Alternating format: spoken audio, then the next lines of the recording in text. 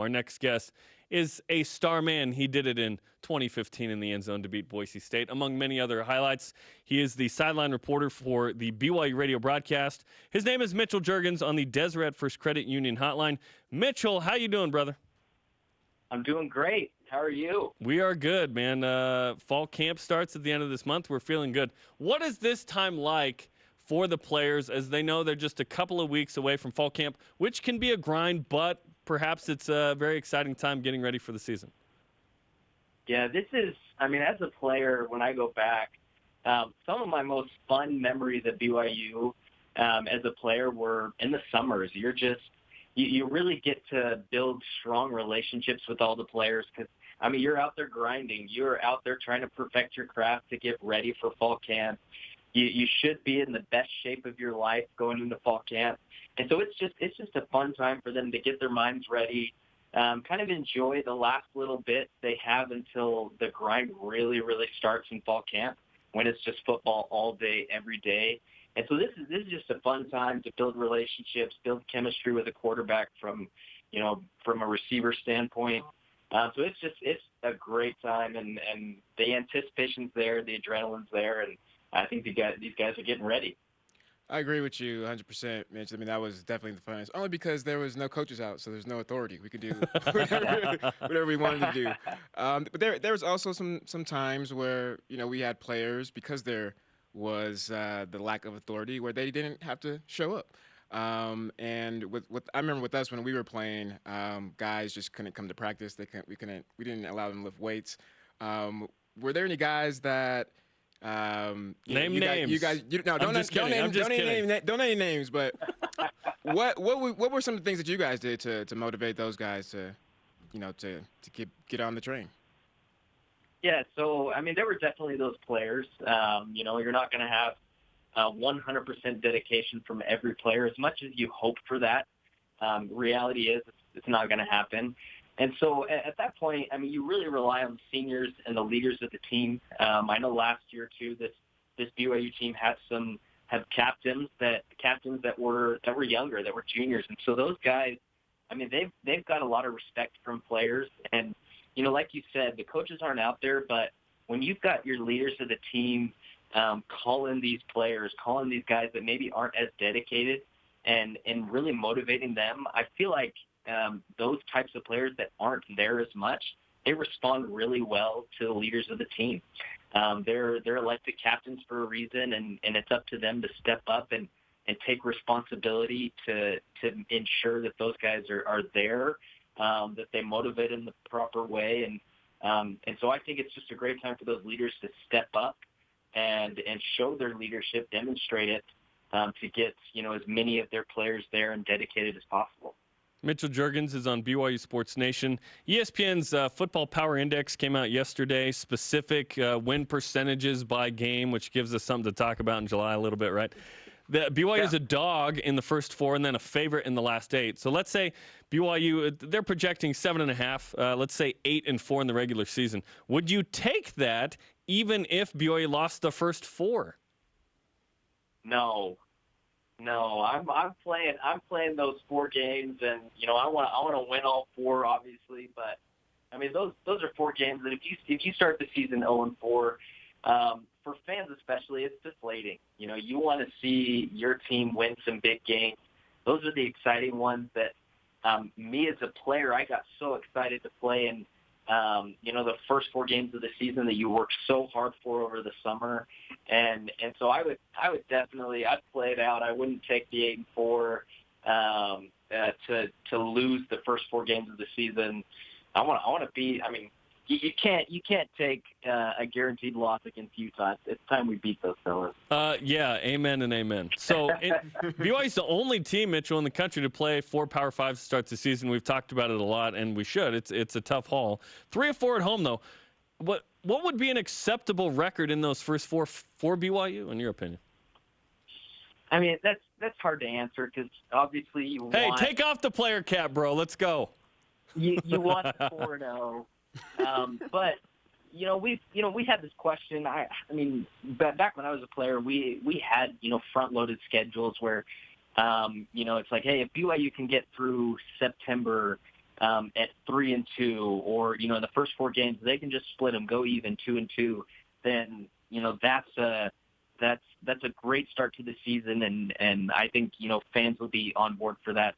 So I would say in the first 4 games, let's go 2-2, beat Utah, beat Tennessee, Washington, or USC, and then put up good fights against the other 2 if you are going to lose them, and just to show that, hey, BYU's here to compete, they can win big games.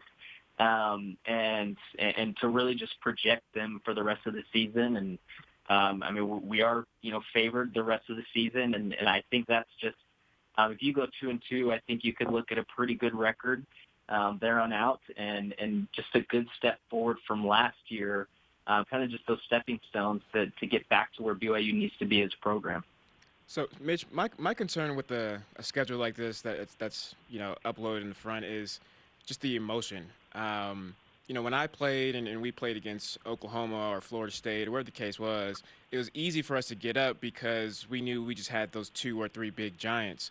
As a player, when you played, does it start to, I guess, be normalized to where you don't get that emotion? And we saw it last year, right? And is that a good thing or bad thing? Is that a good thing or a bad thing? Because last year is a great point with Wisconsin. And then what happens? You go to Washington, and it's not even like they even competed.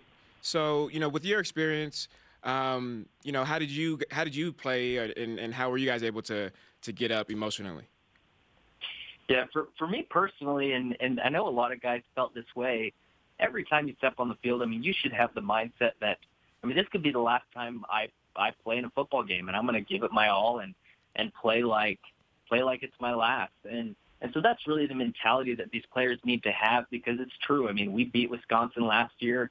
We were on an emotional high, you could say, and then you go into Washington and just get almost embarrassed with how that game went, and a lot of that could reflect on we were just so pleased with the Wisconsin game that who really cares what happens after that, and that's just a mindset that the players cannot have going into the season, and it is difficult, but. We talk of this Power 5 conference entrance, if we can get into a Power 5 conference. But those teams, they're playing big game after big game. And if we want to, if BYU wants to prove that they're Power 5 capable, I think powering through these front-loaded games to what really, if we're in a Power 5 conference, what the entire season could look like. This is something that the team has to be able to overcome. And be able to have that mindset and to know that, hey, every game is a dogfight, and every game I've got to be at my best, and we've got to be at our best as a team to compete in a Power 5 conference. That's the destination we want to go to.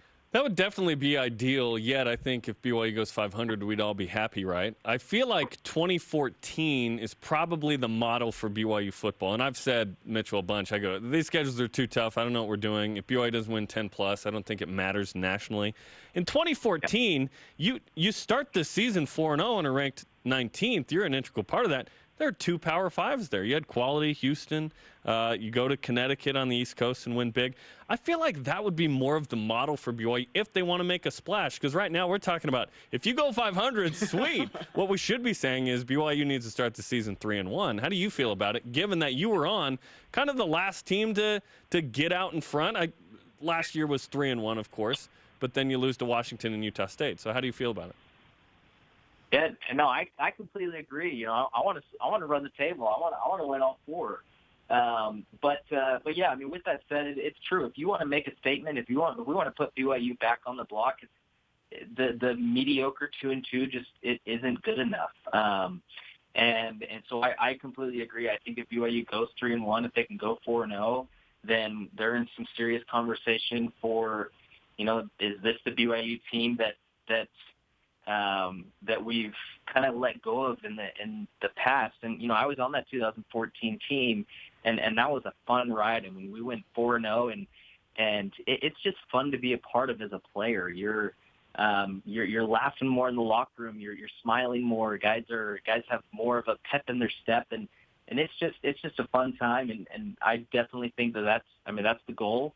And it's definitely doable. They've got some great athletes. We saw great promise at the end of the year last year with Zach, and in the offense and the defense coming alive. And so they've got the pieces, and, it's just up to them to put it together and make a nice little run in September. It reminds me of what Bronco used to say to us, that, winning is fun. So it's the most fun thing. Nothing else should matter more. So go win. Nothing else. So to have some fun. Mitch, what you said as far as the pieces there, the heart's there, the passion, obviously the desire, fan base, etc. But it seems like BYU is more productive. They have more success when they are on the attack. Specifically, airing the ball out, letting the playmakers go up and make these catches and these plays. Based off of what you've seen the last two games, is BYU a better team in offense when they're more pass heavy?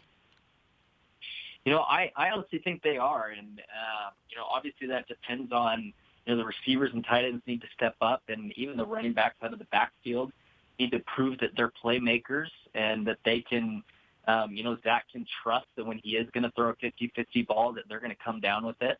And as long as they can build that, I think BYU is strongest when they can air it out. And we even saw that, not just with the passing game, but what we did in the bowl game in Idaho last year. We saw the perfect game by Zach, but that opened up some serious running lanes for Riley Burt. And he was, he rushed for over 100 yards in that game. And so it just goes to show you, when you have a strong passing attack, it's going to open up all fields, all areas of the field. And to open up those running lanes, we've got some, great potential at running back this year with some new, recruits coming in, and Lopini coming back healthy and strong. And so I just think you've got the offense to be, to have the mindset of, we're going to attack, we're going to throw it downfield. We need explosive plays to be, to put up points. And so I think they air it out. I think they build off of the last couple of games last season, and just be a powerful offense. Well, hopefully it is, and out of the gate against Utah August 29th. Mitchell, we appreciate the time, man, and great insight. Thanks. Hey, thanks so much. I appreciate it.